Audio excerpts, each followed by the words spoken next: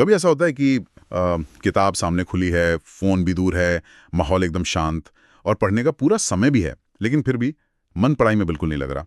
मतलब 2 लाइनें पढ़ते हैं और दिमाग कहीं और ही भटक जाता है। ये एक बहुत ही जानी-पहचानी लड़ाई है और इसी उलझन को सुलझाने के लिए आज हम कुछ बहुत ही कमाल के विचारों पर गौर करने वाले हैं। ये विचार हमें मिले हैं mastering the mind strategies for focus learning नाम के एक लेख से। तो आज का मिशन साफ है। हम ये समझने की कोशिश करेंगे कि हमारा दिमाग ये खेल क्यों खेलता है और जब इच्छा शक्ति एकदम शून्य हो तो क्या किया जा सकता है।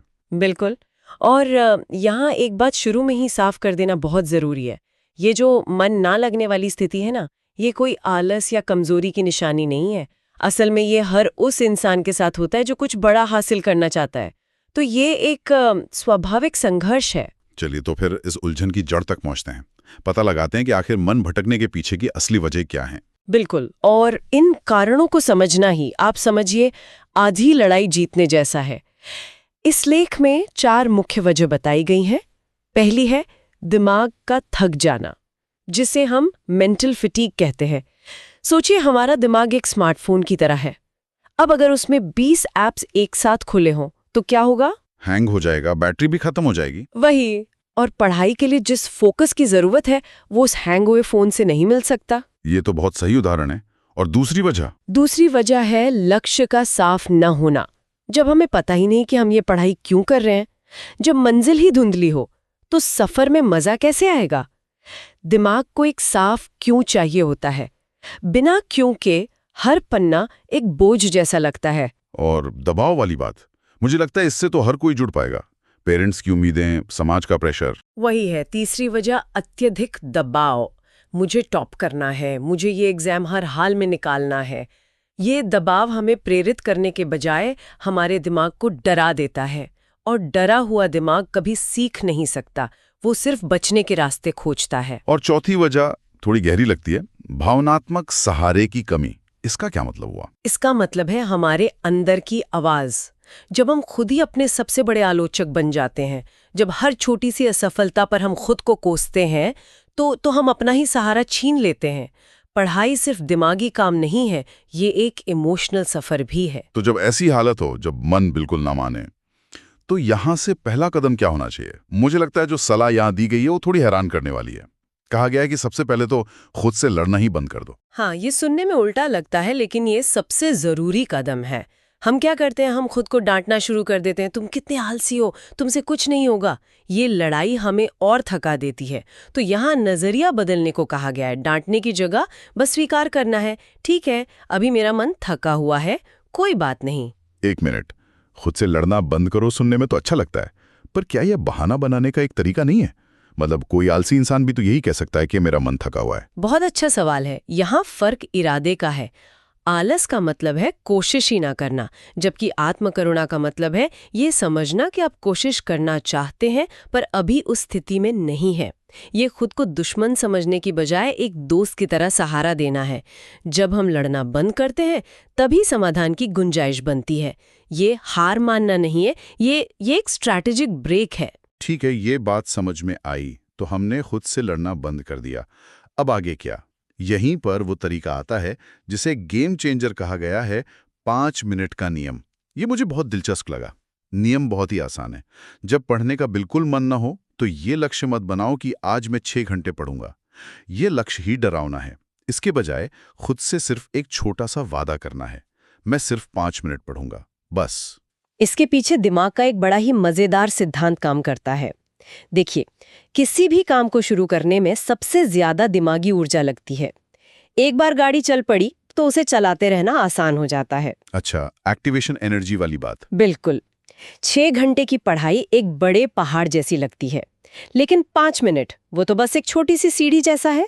तो ये अपने ही दिमाग को हैक करने जैसा है, एक छोटा सा लालच दे रहे हैं बस। एग्जैक्टली। और होता यह है कि जब आप 5 मिनट के लिए बैठते हैं तो आप उस सबसे बड़ी बाधा को पार कर लेते हैं। एक बार जब आप विषय में थोड़ा सा डूब जाते हैं तो दिमाग का मोमेंटम बन जाता है। फिर वो 5 मिनट खुद ब खुद 15 मिनट बन जाते हैं। और फिर आपको एहसास होता है कि आप आधे घंटे से पढ़ रहे हैं। ये तो हुई शुरुआत करने की बात, लेकिन क्या हो अगर किताब ही बोझ जैसी लग रही हो, मतलब 5 मिनट के लिए भी उसे उठाना मुश्किल लगे। जैसे मुझे याद है, मैं इतिहास पढ़ने की कोशिश कर रहा था और किताब देखकर ही नींद आने लगती ली। फिर मैंने उसी टॉपिक पर एक डॉक्यूमेंट्री देखी और सब कुछ एक कहानी की तरह समझ आ गया। शायद यही बात कही जा रही है। आप बिल्कुल सही जगह पहुंचे हैं। अगला सुझाव यही है, तरीका बदलो, पढ़ाई नहीं।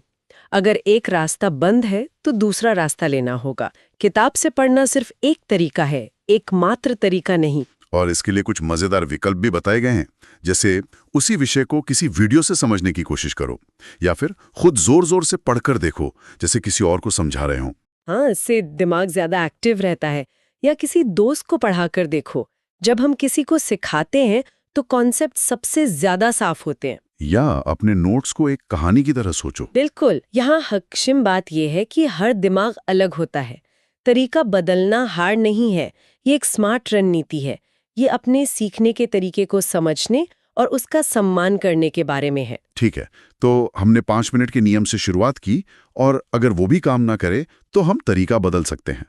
लेकिन कभी कभी दिक्कत इन सबसे गहरी होती है ना, जब मोटिवेशन भी खत्म हो गया हो, जब लगने लगे कि ये सब मैं कर ही क्यों रहा हूं। हाँ, और ये शायद सबसे शक्तिशाली हिस्सा है। यहाँ एक बहुत ही भावनात्मक और प्रेरक अभ्यास का सुझाव दिया गया है, अपने क्यों को याद करना। इस अभ्यास में कहा गया है कि कुछ पल के लिए आंखें बंद करो और खुद से पूछो, मैंने ये सब क्यों शुरू किया था, मैं ये किसके लिए कर रहा हूं, अपने किस सपने को पूरा करने के लिए। बिल्कुल। ये अभ्यास हमें रोजमर्रा की मुश्किलों से ऊपर उठाकर बड़ी तस्वीर देखने में मदद करता है। मान लीजिए कोई डॉक्टर बनने के लिए पढ़ रही है और आज एक मुश्किल चैप्टर समझ नहीं आ रहा, तो वो निराश हो सकती है। लेकिन अगर वो उस पल ये याद करे कि वो डॉक्टर बनकर लोगों की जान बचाना चाहती है, तो अचानक उस मुश्किल चैप्टर का वजन कम हो जाता है। जब हमारा क्यों मजबूत होता है तो कैसे आसान हो जाता है। ये प्रेरणा का एक बहुत गहरा स्रोत है। और कभी-कभी हमें बस एक पल के लिए रुककर अपने मन को शांत करने की जरूरत होती है। इसके लिए भी एक बहुत ही सरल अभ्यास दिया गया है, एक तरह का इमरजेंसी बटन। हाँ, ये क्विक रीसेट बटन की तरह है। अभ्यास बहुत सीधा है। जहां भी है, बस 3 बार गहरी सांस लेनी है और धीरे धीरे छोड़नी है, और फिर मन में एक वाक्य दोहराना है, मैं अपने प्रयास के साथ ईमानदार हूं। ये वाक्य सुनने में बहुत सरल है, लेकिन इसका असर क्या होता है? इसका दोहरा असर होता है। पहला, शारीरिक।